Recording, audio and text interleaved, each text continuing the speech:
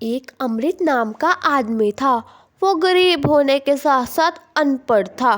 गांव में कोई भी उसकी इज्जत नहीं करता था।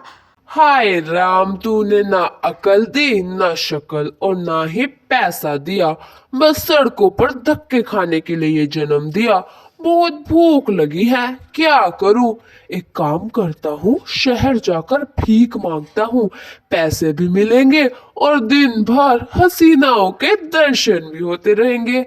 सोने सोने पटोले लखा, ऐ तक दिया रहन दिया अखा। मैडम जी, मुझे कुछ पैसे दे दो, मैं बहुत गरीब हूँ।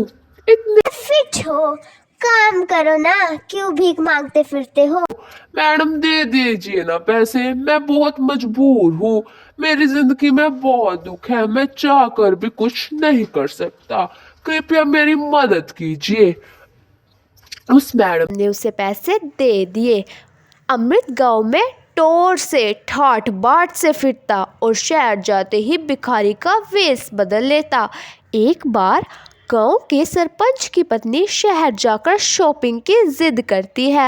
आज सुनिए, मुझे शहर जाना है शॉपिंग करने और पार्लर भी जाना है, जिससे मेरी स्किन ग्लोई ग्लोई हो जाएगी और सारी पड़ोसियां मुझसे जल जाएगी।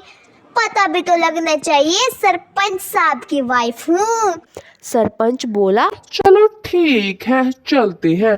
जब सरपंच अपनी बीवी के साथ शहर गया तो उसने अमृत को देख लिया। तुम अमृत, तुम यहाँ पर भीख मांगते हो?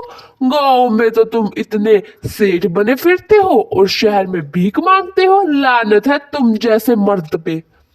सरपंच ने गांव जाकर सभी लोगों को अमृत के बारे में बता दिया और गांव वाले उस पर थूकने लगे और उसकी बहुत ज़्यादा बेइज्जती करनी शुरू कर दी। वह जहाँ भी जाता लोग उसे भिखारी कहने लगते हैं। फिर उससे परेशान होकर वह घर छोड़ने का फैसला लेता है और वह अपना घर छोड़कर अपना गांव छोड़कर चलता बनता है और वह बोला, ऐसी बेकार जिंदगी से अच्छा तो मैं मर जाऊं। वह पहाड़ी के ऊपर चढ़ गया और मरने के लिए खड़ा हो गया। तभी उसे एक साधु ने बुलाया। इधर आ बच्चा, क्या हुआ मुझे बता, तू मरने क्यों जा रहा है? भगवान ने तुझे इतनी अच्छी जिंदगी दी है। उसने साधु को पूरी बात बताई और साधु को भी उस पर तरस आ गया। वह बोला, तुमने मेरी तपस्या भंग की है। मैं तुम्हें दंड के रूप में श्राप भी दे सकता हूँ, पर नहीं दूंगा क्योंकि मुझे तुझ पर तरस आ गया है।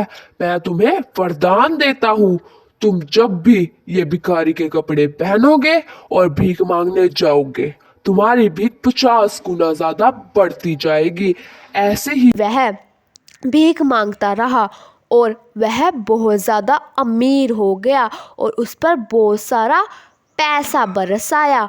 उसने एक व्यक्ति को कहा, तुम्हें गांव वालों को मेरी दावत में आमंत्रित करना है। याद रहे, मेरा नाम मत लेना। मैं इन सबको मजा चुकाना चाहता हूँ। इन्होंने मेरी बहुत बेइज्जती की है। सभी गांव वाले उसकी दावत में एकत्रित हो गए, सभी बातें करने लगे। हाय, कितना सुंदर महल जैसा घर, कितना अमीर लोग इस शहर में रहते हैं। हाय, काश मेरे पास भी ये बंगला होता, मैं इस घर के मालिक से मिलना चाहती हूँ। उसने वेटर को कहा, अरे सुन, इस घर के मालिक को बुला कर ला।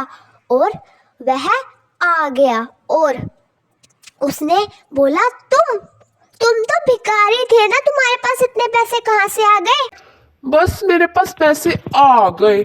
तुमने मेरा बहुत मजाक उड़ाया था ना गांव वालों, ये बात याद रखना। टाइम बदलते देर नहीं लगती।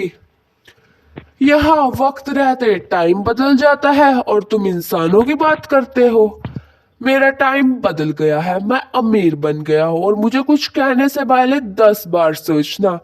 पता चल गई मेरी औकात। भिखारी भिखारी कहते थे मुझे। सभी गांव वालों ने उसे दिल से माफी मांगी और अमृत ने सबको माफ कर दिया और सभी बहुत खुशी खुशी रहने लगे।